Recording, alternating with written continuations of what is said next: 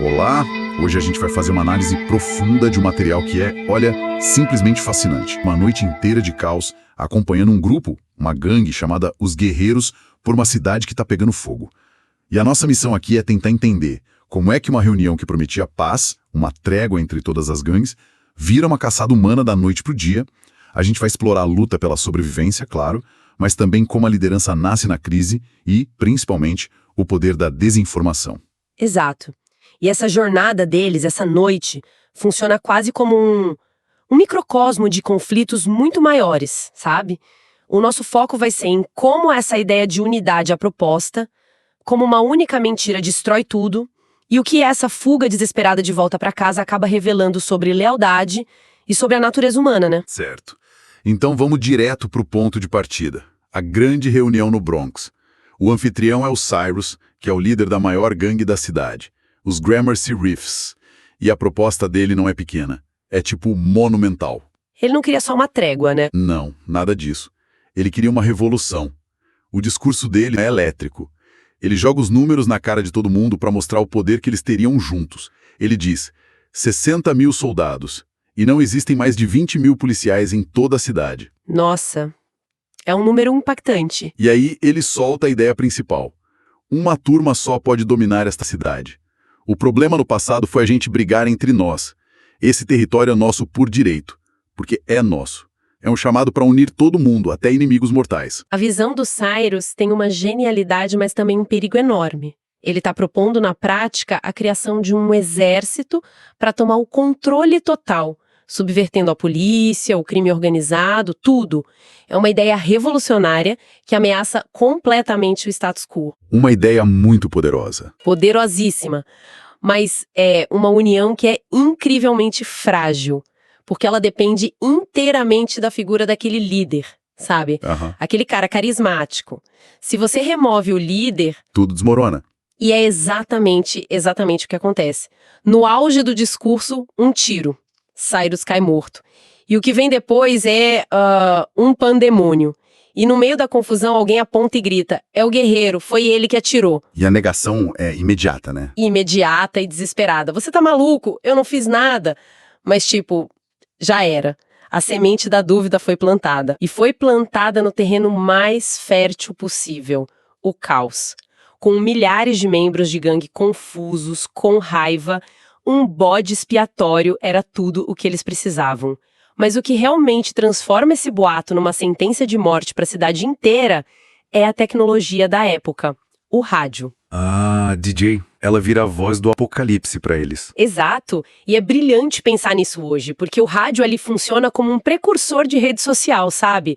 A DJ não é uma jornalista, ela não tá checando fatos, ela é uma influenciadora do submundo. Ela pega um rumor que ninguém confirmou. Quem? Que surgiu no meio do pânico. Isso, e o transforma em verdade absoluta para milhares de pessoas.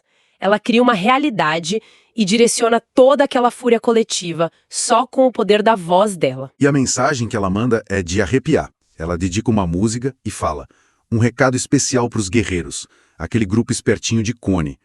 A palavra é que os Riffs querem eles, vivos, se possível, se não, mortos. Pronto. De repente não é mais uma fuga.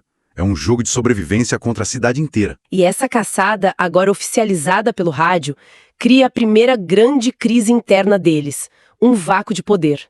O líder dos guerreiros, o Cleon, ele é morto logo no início, engolido pela multidão. O grupo fica à deriva, sem líder em território inimigo. É aí que o Swan assume, mas não é uma transição tranquila. A transcrição mostra um confronto direto. Um dos membros mais impulsivos, o Ajax, desafia ele na hora. Só tem uma pergunta. Quem te nomeou líder? E a resposta que acalma as coisas, pelo menos por um tempo, foi a escolha do Cleon. O Swan é o chefe de guerra. Essa ideia de uma legitimidade que foi herdada. Mas isso levanta uma questão bem interessante sobre liderança em crise.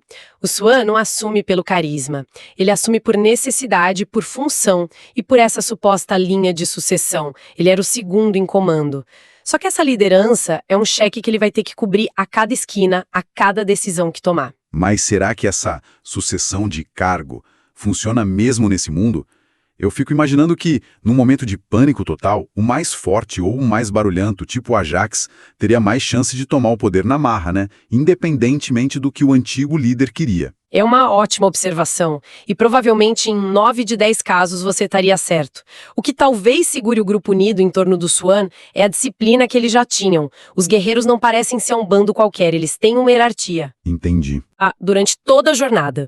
A jornada não é só para provar a inocência, é pro Swan provar que ele merece estar ali. E essa liderança é testada, imediatamente. A jornada de volta para casa é uma sequência de armadilhas, parece até fase de videogame, sabe? Cada gangue que eles encontram testa uma habilidade diferente do grupo. Exatamente. Essa estrutura de fases é uma ferramenta narrativa muito poderosa. Cada gangue não é só um obstáculo, é um teste específico. A jornada não é só sobre cruzar a cidade, é uma série de provações que forçam os personagens a evoluírem ou a serem eliminados. O primeiro teste são os órfãos, uma turma sem nenhuma expressão. E os guerreiros, mesmo fugindo, tratam eles com um certo desprezo. Eles tentam negociar a passagem, mas uma provocação do Swan fere o orgulho dos órfãos e, tudo explode. E aí vem briga. Briga feia. Eles são atacados com coquetéis Molotov e precisam lutar para sair de lá. É um teste de diplomacia e orgulho. E eles quase falham. Quase falham porque o orgulho deles ainda estava intacto. Eles ainda se viam como uma gangue forte, não como fugitivos desesperados. Esse primeiro confronto é um choque de realidade.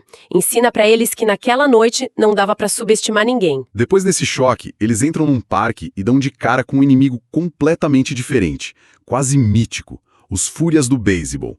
Essa parte da transcrição é incrível porque é quase toda em silêncio. É só perseguição, né? Fúrias com rostos pintados, tacos de beisebol na mão, não tem diálogo, só o som da caçada. É brutal. Se os órfãos testaram o orgulho, os Fúrias testam a pura habilidade de combate. O instinto de sobrevivência é uma luta primal, matar ou morrer. E é interessante como cada gangue tem uma identidade, um método. A cidade vira um tabuleiro de jogo perigoso. E quando eles acham que não pode piorar, eles encontram um teste mais traiçoeiro, as Lises. Um grupo de mulheres atrai eles para um apartamento, parecendo oferecer um refúgio. E eles, claro, estão exaustos, feridos. A guarda tá baixa. Totalmente. Eles aceitam o convite. É um teste de confiança. Depois de lutar contra a força bruta, eles são confrontados com a sedução, com a traição. Eles baixam a guarda porque eles precisam de um momento de paz, de segurança. E é nesse momento de vulnerabilidade que a armadilha se fecha. As portas são trancadas e as Lises tentam matar eles. E é aí que eles ouvem a frase que conecta tudo. Nós ouvimos no rádio sobre vocês. Nossa! Isso mostra o quão longe e rápido a mentira viajou. Não existe lugar seguro. A voz da DJ chegou antes deles em todos os lugares. A cidade inteira está ouvindo a mesma história. E é importante notar como essa jornada toda desgasta o grupo. Não é só um desgaste físico, é numérico. Membros se perdem. O Ajax, o impulsivo, é preso numa armadilha de uma policial disfarçada. Outros se separam no caos do metrô. O grupo vai diminuindo. Vai diminuindo, a tensão aumenta, mas ao mesmo tempo essa aprovação forja um laço mais forte entre os que sobram. A lealdade deles é testada ao extremo, e eles se tornam mais unidos não por escolha, mas por necessidade absoluta, sabe? Finalmente, depois de uma noite que pareceu uma vida inteira, o sol começa a nascer e eles chegam a Coney Island. Estão em casa. A gente pensa que acabou, mas não. O confronto final acontece na praia, contra os Rogues, o grupo do verdadeiro assassino. E é aí que a verdade vem à tona. E da forma mais banal e perturbadora possível. O Swan confronta o líder dos Rogues, o Luther, que confessa o crime sorrindo. O Swan pergunta, por que você fez isso? Por que matou o Cyrus? E a resposta revela a futilidade de tudo. Por nada. Eu só gosto de fazer essas coisas. Esse é o ponto-chave da história toda. A gente passa a noite imaginando um grande plano, uma traição por poder, e a verdade é o vazio. A visão grandiosa do Cyrus, de um exército unido, é destruída pela banalidade do mal. O caos não foi gerado por um plano, mas por um ato de anarquia sem propósito. Um impulso. Um impulso, um tédio violento de uma única pessoa que foi suficiente para incendiar a cidade toda. É assustador pensar na fragilidade de qualquer grande projeto diante da irracionalidade. É quase cômico se não fosse trágico. Toda essa carnificina por absolutamente nada. Exatamente. E no exato momento dessa confissão, quem aparece na praia? Os Gramercy Reefs, a gangue do Cyrus, prontos para vingança. Mas eles chegam a tempo de ouvir tudo. A verdade é revelada. E em vez de briga, o novo líder dos Reefs oferece respeito.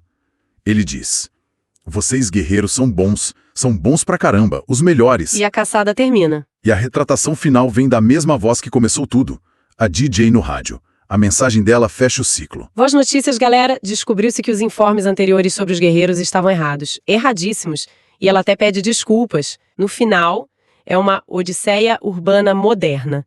Eles enfrentaram a cidade inteira, perderam amigos, mas se mantiveram juntos. E no nascer do sol, na própria praia, eles finalmente limpam o nome. Uma jornada em tanto. O nome dele está limpo, eles sobreviveram. Mas, depois de analisar tudo isso, fica uma pergunta no ar, não fica? Fica. E é a pergunta mais importante, eu acho. O que realmente mudou? O sonho de unidade do Cyrus morreu com ele, por um motivo fútil. A grande aliança se desfez. A cidade, muito provavelmente, vai voltar para sua rotina de guerras de território. Tudo volta a ser como era antes. Pois é. Então, a questão que fica para a gente refletir é: será que a memória daquela única noite, daquele breve momento em que a união pareceu possível, pode inspirar alguma mudança? Ou a cidade está condenada a repetir seu ciclo de violência, esquecendo para sempre a lição de que juntos eles poderiam ser donos de tudo?